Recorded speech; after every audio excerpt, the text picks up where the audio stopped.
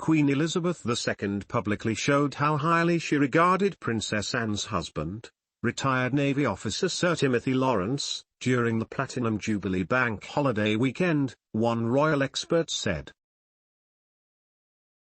Commentator Richard Fitzwilliams noted Sir Timothy was the only member of the royal family to step on the balcony of Buckingham Palace to enjoy the rough flypast with the late sovereign on June 2, who not only wasn't a working member of the firm but who also was not born within the prominent family.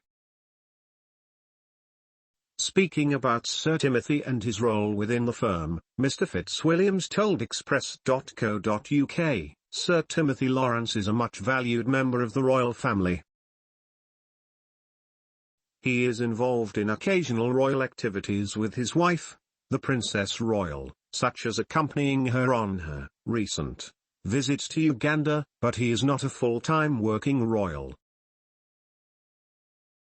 He was, however, on the balcony of Buckingham Palace with a select group of members of the royal family during the Platinum Jubilee, which showed how highly the Queen regarded him. In fact, he was the only one on the balcony who was not born into the royal family.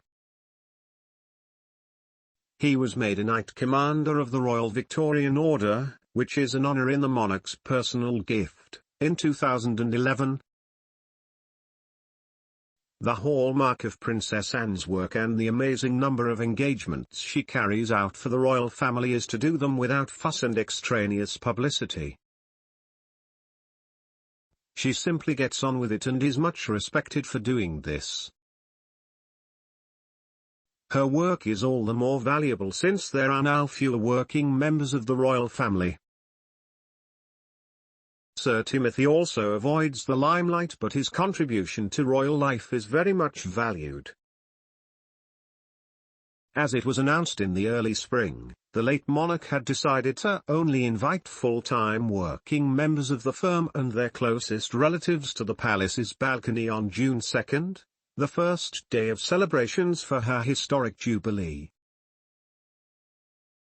This meant many members of the royal family who had traditionally appeared on the iconic balcony over the years, including Mike and Zara Tindall and Prince and Princess Michael of Kent, were excluded during the special Jubilee weekend.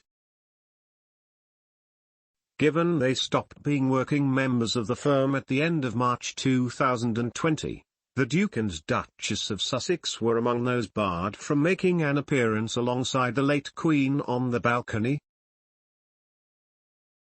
Besides Sir Timothy, all the other non-working royals who did watch the RAF fly past with the late sovereign were children of senior firm members, Prince George, Princess Charlotte, and Prince Louis, Lady Louise Windsor and James, Viscount Severn. The retired Navy officer married Princess Anne in December 1992, shortly after the Princess Royal finalized her divorce from her first husband, Mark Phillips.